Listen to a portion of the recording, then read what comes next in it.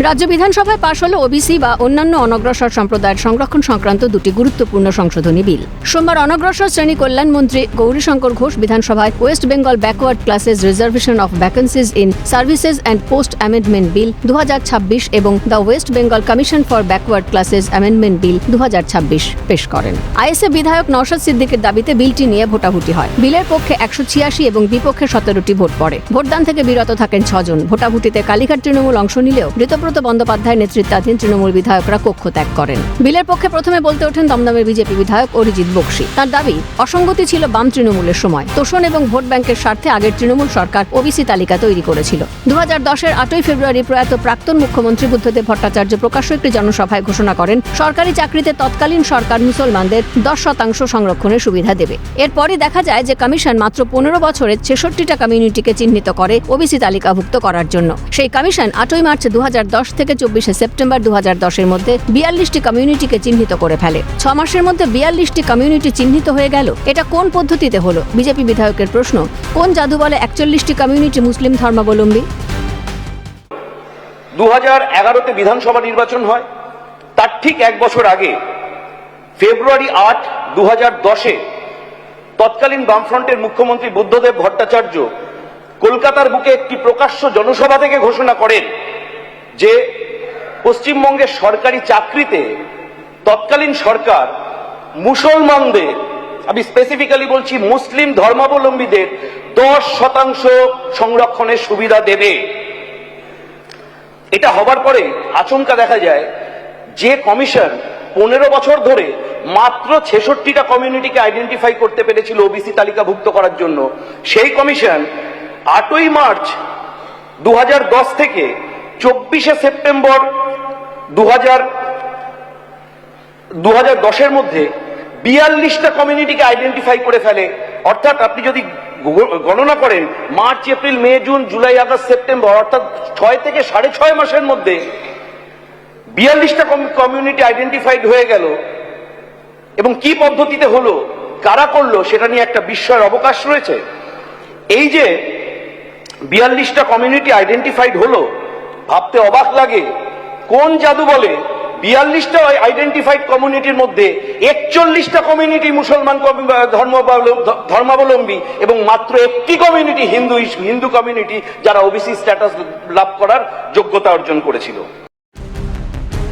Commission আগের 66টা ও পরের 42টা এই 108টা ঘোষণা হওয়ার পরে সম্পূর্ণভাবে পদ্ধতি উপেক্ষা করে এদের ওবিসি কমিউনিটির মর্যাদা দেয়। এই 108 কমিউনিটির মধ্যে এ ও বি দুটি ভাগে ভাগ করা হয়। পরিসংখ্যান থেকে বোঝা যায় সাম্প্রদায়িক তোষণ, সংখ্যালঘু তোষণ, সংরক্ষণের সুবিধা সংখ্যালঘুদের পাইয়ে দেওয়া বিগত সরকারকে নিশানা অরিজিৎ বক্সীর।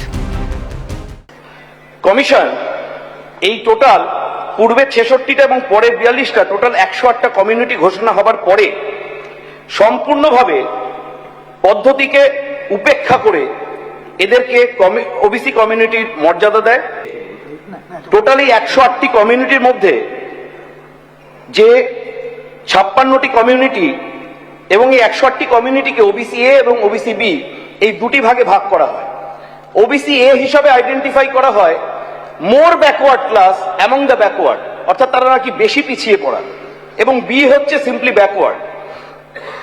এই ওবিসি এ তালিকাভুক্ত করা হয় 56টি কমিউনিটিকে, যে 56টি কমিউনিটির মধ্যে দেখা যায় 49টি কমিউনিটি মুসলিম ধর্মাবলম্বী এবং 7টি মাত্র হিন্দু ধর্মাবলম্বী, এবং ওবিসি বি বাকি 52টি ক্যাটেগরিকে রাখা হয়। এই যে 49টি কমিউনিটি ওবিসি এ তালিকাভুক্ত হলো মুসলমান ধর্মাবলম্বীদের মধ্যে থেকে, তাদের মধ্যে 2010 সালের আগে মাত্র আইডেন্টিফাইড হয়েছিল 12টি মুসলিম কমিউনিটি, এবং 2010 সালের এই মাত্র 6.5 মাসের মধ্যে 37টা মুসলিম কমিউনিটিকে ওবিসি এ মর্যাদাভুক্ত করা হয়। অর্থাৎ এই পরিসংখ্যান থেকে এটা খুব পরিষ্কার বোঝা যাচ্ছে যে এই ওবিসি এ ওবিসি বি ক্যাটেগরাইজেশন ক্লাসিফিকেশনের মূল উদ্দেশ্য ছিল সাম্প্রদায়িক তোষণ, সংখ্যালঘু তোষণ এবং সর্বাঙ্গীনভাবে এই সংরক্ষণের সুবিধা মুসলিম ধর্মাবলম্বী ব্যক্তিদের রাজনৈতিক পরিপ্রেক্ষিত থেকে পাইয়ে দেওয়ার জন্য। অসাংবিধানিক কাজ করে গেছে বিগত তৃণমূল সরকার।